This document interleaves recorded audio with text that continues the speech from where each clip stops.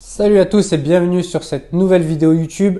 Alors aujourd'hui on va parler d'un sujet qui revient très souvent en DM quand j'échange avec certains d'entre vous. La question c'est: est-ce que je dois faire un autre sport de combat avant de me lancer dans le MMA?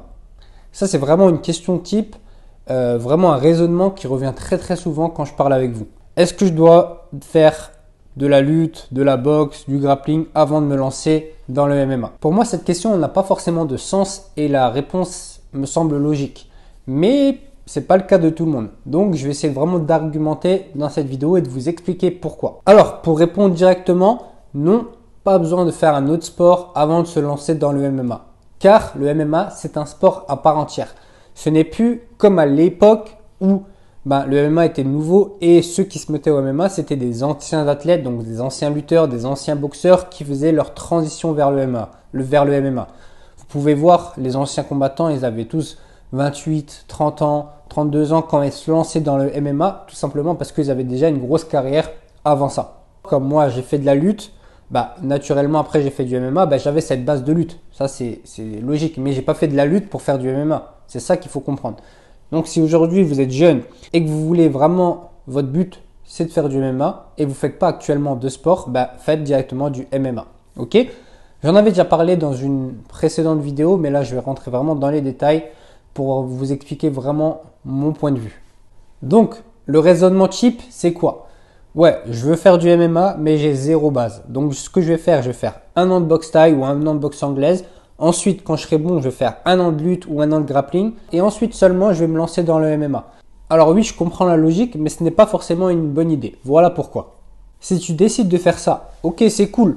Tu vas apprendre des nouveaux skills, tu vas apprendre des bases dans un sport, mais qui n'est pas le sport que tu veux faire. D'accord? Tu vas apprendre des bases dans la boxe, tu vas apprendre des bases de lutte, des bases de grappling, mais la boxe anglaise, ce n'est pas de la boxe de MMA. La lutte, ce n'est pas de la lutte pour le MMA. Certes, tu as des très bonnes bases qui vont te servir, mais vaut mieux tout de suite avoir des bases qui sont faites pour ce sport. D'accord? Car si tu fais de la boxe anglaise ou de la lutte ou de la boxe thaï, tu vas prendre des habitudes vraiment type du sport que tu es en train de pratiquer. Des mauvaises habitudes qui peuvent être contre-productives dans ta pratique du MMA.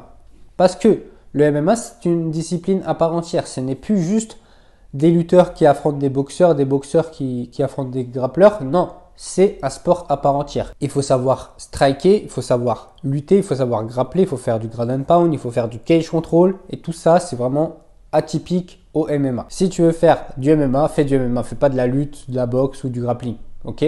Par contre, tu peux te perfectionner. Par exemple, tu t'inscris dans un club de MMA et tu vois que ton club, ils ont des difficultés sur la partie sol ou la partie striking. Bref, ils sont plus spécialistes dans un domaine et ils ont des lacunes dans d'autres domaines.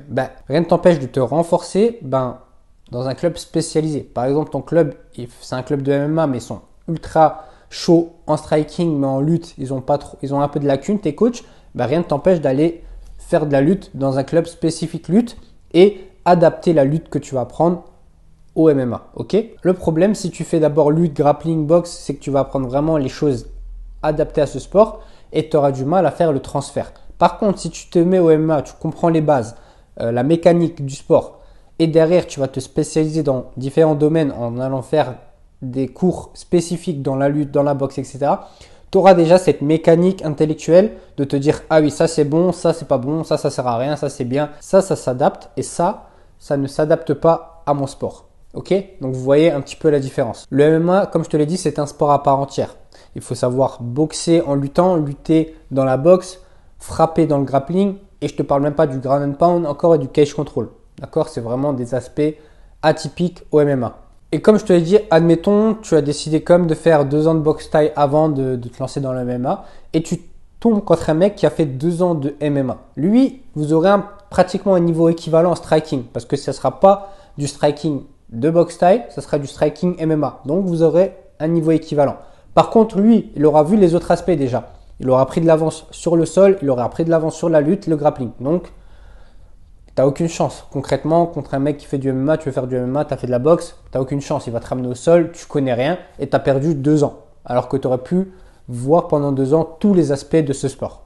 Donc comme je te l'ai dit, va faire du MMA et si vraiment ton club il manque d'entraînement ou il n'est pas assez spécialisé dans un certain domaine, va faire des entraînements spécifiques dans un domaine sur lequel tu veux progresser, en boxe, en lutte, en grappling.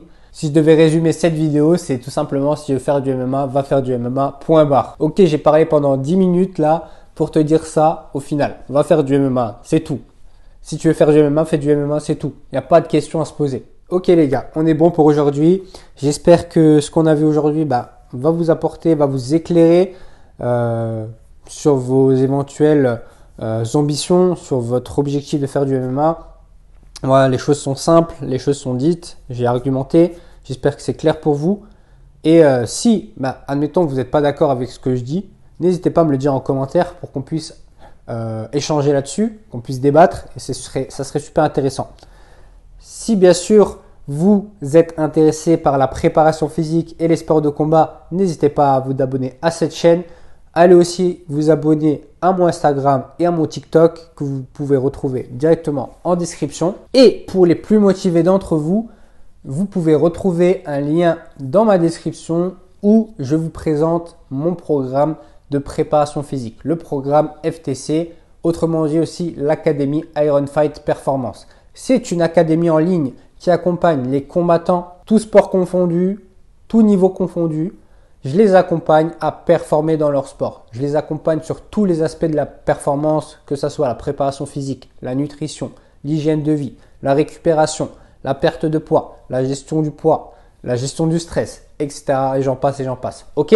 Donc si tu veux devenir un combattant avec une bonne condition physique, améliorer tes performances et surtout passer un cap en 90 jours, je te laisse cliquer sur le lien en description pour avoir toutes les informations. Et sur ce, je vous dis à très vite.